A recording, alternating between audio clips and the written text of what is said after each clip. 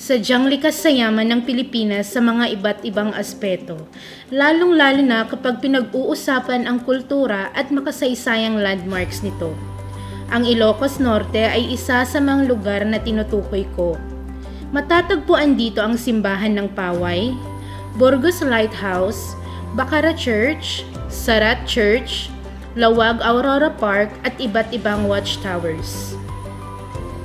Bakit nga ba dito ipinatayo ang iba't ibang landmarks na ito?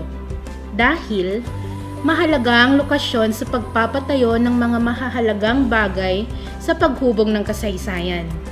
Sa madaling sabi, ang lokasyon at geografiya ay kabahagi ng paghubog ng kasaysayan ng isang lugar, katulad na lamang ng ating unang destinasyon.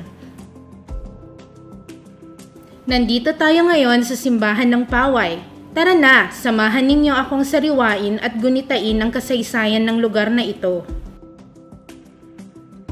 Ang bayan ng Paway ay isa sa ika-4 na klaseng bayan sa lalawigan ng Ilocos Norte.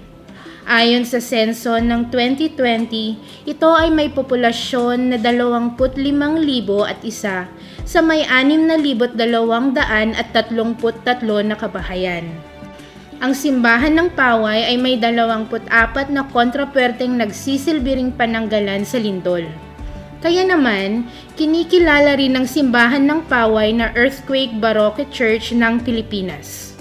Ilang beses nang bahagyang nawasak ng lindol ang simbahan, noong 1706, 1827, 1865 at 1885, ngunit nananatili itong nakatayo hanggang sa kasalukuyan. Ang 3 palapag na kampanaryo ng Simbahan ng Paway ay sadyang inihiwalay sa estruktura ng simbahan upang hindi ito makapinsala sakaling bumagsak ito. Bukod sa gamit ng kampanaryo sa mga layuning pangsimbahan, mahalaga rin ang naging papel nito sa kasaysayan. Ginamit ito ng mga katipunero noong panahon ng Rebolusyong 1896 at ng mga gerilya noong ikalawang digmaang pandaigdig para magbabala sa pagdating ng mga kaaway sa pamamagitan ng pagpapatunog ng kampana. Ang orihinal na pamayanan ay nasa Kalagip na ngayon ay isang baryo na lamang ng Paway sa dalampasigan ng South China Sea, 2 kilometro sa kanluran ng kasalukuyang Kabayanan. Dahil sa patuloy na panggugulo ng mga mananalakay na mga pirata at Moro, lumipat sa karatig na puok ang mga tao na kinakaroonan ngayon ng Kabayanan.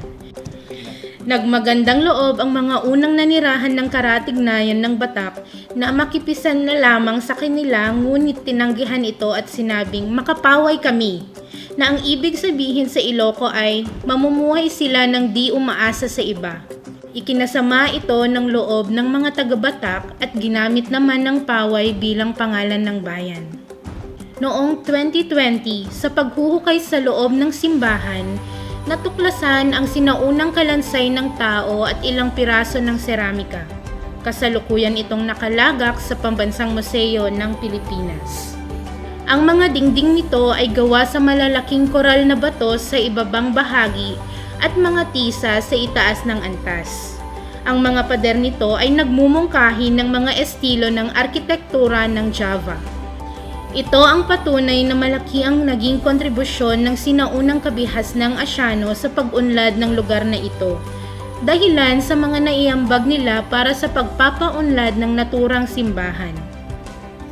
Kaya ngayon, isa ito sa ipinagmamalaki ng probinsya ng Ilocos Norte sa buong mundo, dahil isa ito sa 4 na simbahang baroke ng Pilipinas na napabilang sa talaan ng pamanang pandaigdig ng UNESCO noong 1993. Dahil sa pambihirang estilong pang-arkitektura na halimbawa ng pag-aangkop ng Europeyong Baroke sa Pilipinas ng mga artesanong Inchik at Pilipino.